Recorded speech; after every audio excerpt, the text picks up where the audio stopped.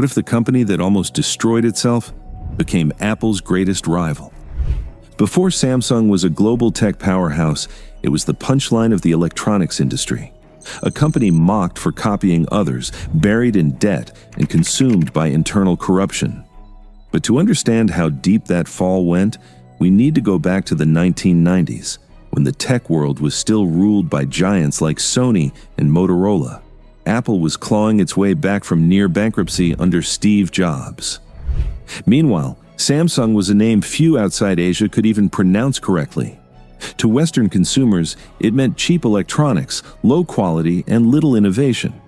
The company built TVs that flickered, phones that looked like toys, and microwaves that broke before their warranty ended.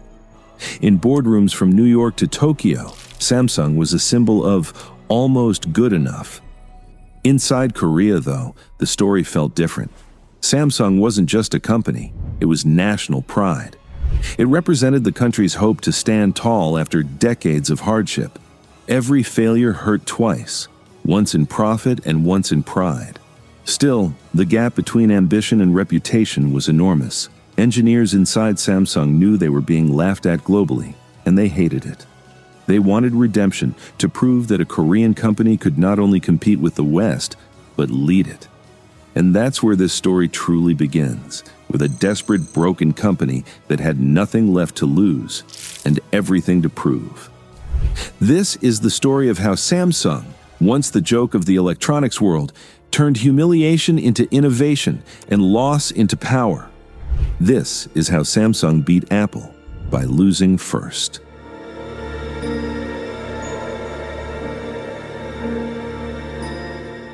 The year is 1997. Asia is in financial meltdown. Across the region, currencies collapse, factories shut down, and debt swallows once proud corporations.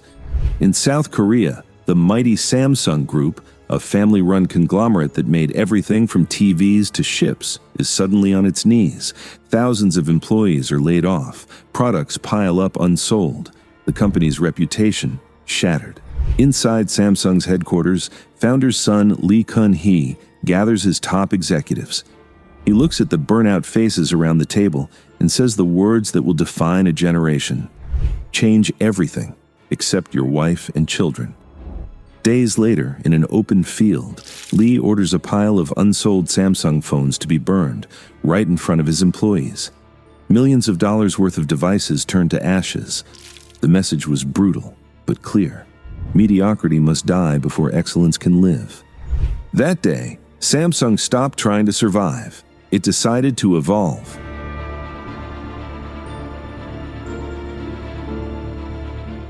The early 2000s. Samsung's rebirth begins, but not without humiliation. The company floods the market with cheap TVs, microwaves, and plastic phones that looked like everyone else's. It wasn't innovation. It was imitation. Japanese executives mocked them. American analysts dismissed them. And behind closed doors, even Samsung's own engineers felt the shame. "We were embarrassed to tell people where we worked," one engineer would later say. Inside the company, engineers often compared Samsung's phones side by side with Sony or Motorola devices, quietly studying what made them feel more premium.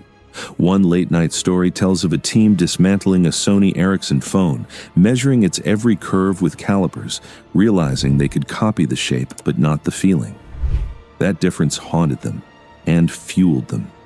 They started to dream of a day when others would copy them instead. Then came the scandals. Price-fixing charges, lawsuits over stolen designs. The company's name became synonymous with shortcuts and controversy. Boardrooms buzzed with tension. News headlines called Samsung the copycat king. But inside, the humiliation was turning into quiet determination. They were done being laughed at. Because here's the thing about imitation. If you copy long enough, you start to understand the pattern. And when the time comes, you can rewrite it.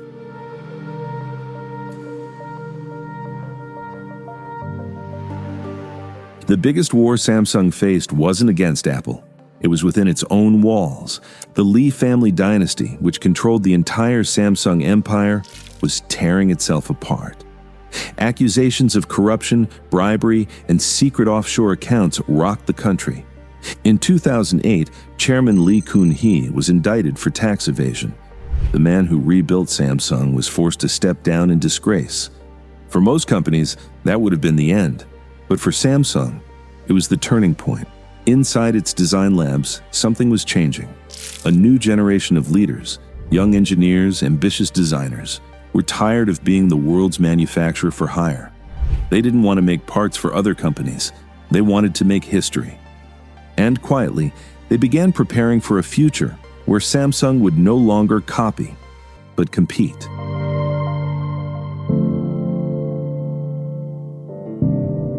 Then, in 2007, the world changed. Steve Jobs walked onto a stage in San Francisco and held up the iPhone, a single device that combined a phone, an iPod, and an internet communicator. The audience erupted in applause, but half a world away, in Seoul, a group of Samsung executives sat in stunned silence. They had never seen anything like it.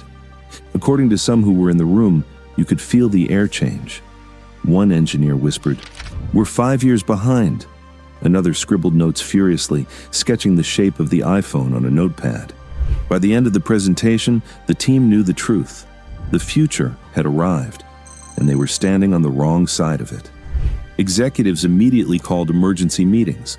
Overnight, task forces were formed. Samsung's brightest minds were ordered to dissect every inch of the iPhone. Its interface, its software, even the sound it made when unlocked. Those who watched the keynote replayed it again and again, trying to understand the magic behind that single button and the effortless touchscreen. For some, it was fear. For others, a strange spark of admiration. "They've done what we always dreamed of," one senior designer admitted. "But if we can't beat them, we'll disappear." And that realization became Samsung's fuel. The following months were a blur of late-night meetings, prototypes, and arguments between departments. Should they copy Apple's simplicity or create something new?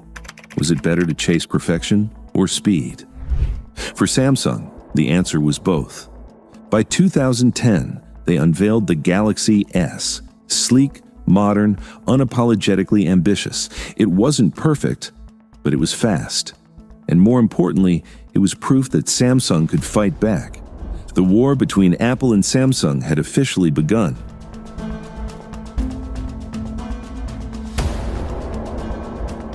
In 2011, Apple sued Samsung, accusing it of copying the iPhone's design. The icons, the rounded corners, even the packaging. The lawsuit exploded into one of the most expensive corporate battles in history. Apple's lawyers showed side-by-side photos of iPhones and Galaxy phones, saying, "It's blatant theft." Samsung fired back, "You can't patent a rectangle."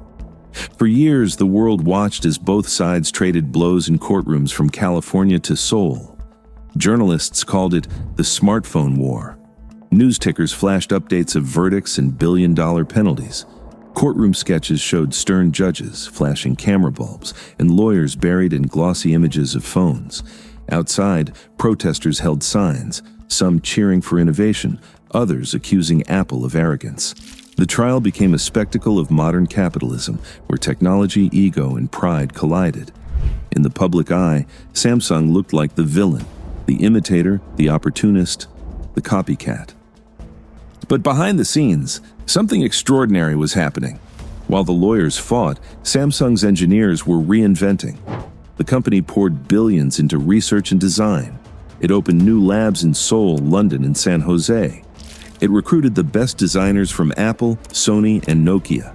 It stopped chasing Apple. It started building its own identity.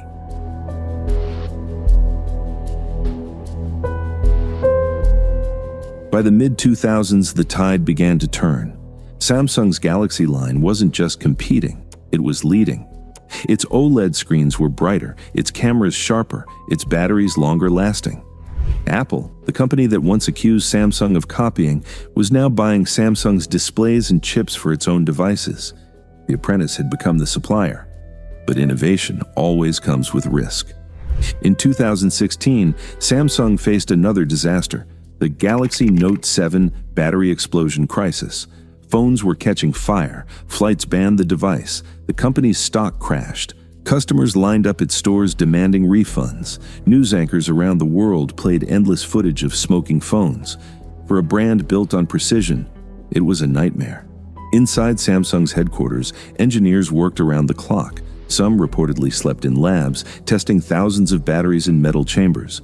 Managers flew between Seoul and Vietnam overseeing quality control. The company set up a task force called the Battery Advisory Group, composed of scientists from outside Samsung, to audit the process from start to finish. When Samsung finally admitted fault, it did something few corporations ever do. It turned its failure into a case study. It released detailed public reports, created a new 8-point battery safety test, and opened its testing facilities to global media. It was an act of radical transparency in an industry known for secrecy. The rebuilding wasn't just technical, it was emotional. Commercials focused on accountability, on trust, on human stories of resilience. In Korea, many saw the Note 7 recovery as proof of the nation's capacity to rebuild under pressure. One newspaper called it a redemption in slow motion.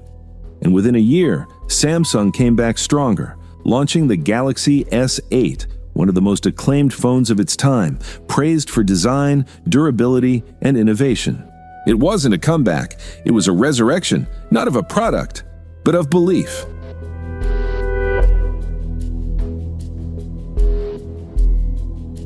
Today, Samsung isn't just a phone maker, it's a global ecosystem. Semiconductors, displays, AI, appliances, and even satellites.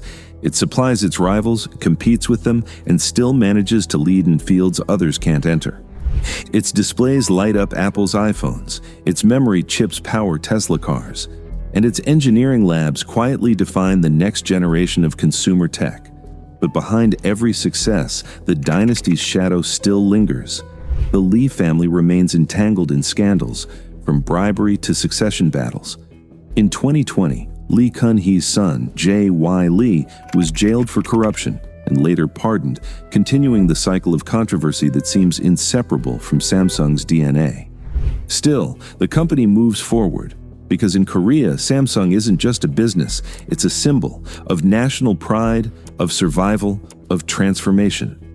At night, Seoul's skyline glows with Samsung logos, not just advertisements, but declarations of identity. Workers stream out of offices long after midnight, their blue ID cards catching the city lights.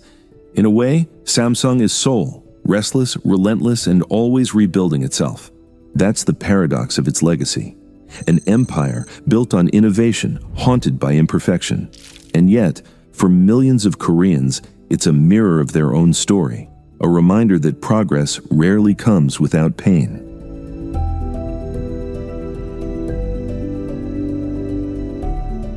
When you look at Samsung's story, it's easy to focus on its rivalry with Apple, the lawsuits, the phones, the flashy marketing. But the real story isn't about two companies, it's about two philosophies. Apple was built on perfection, on getting it right the first time. Samsung was built on persistence, on learning through failure. One believed in simplicity, the other believed in scale. And somehow, through chaos and crisis, Samsung found its identity not in imitation, but in reinvention. They were once the students copying Apple's homework, the narrator says. Now, Apple buys parts from their lab. From burning their own products in a field to becoming the backbone of the tech world, Samsung proved something powerful. That failure isn't the end of innovation. It's the foundation of it. In the end, the story of Samsung isn't about beating Apple at all. It's about what it takes to rise again after losing everything. Because sometimes, losing first is the only way to learn how to win.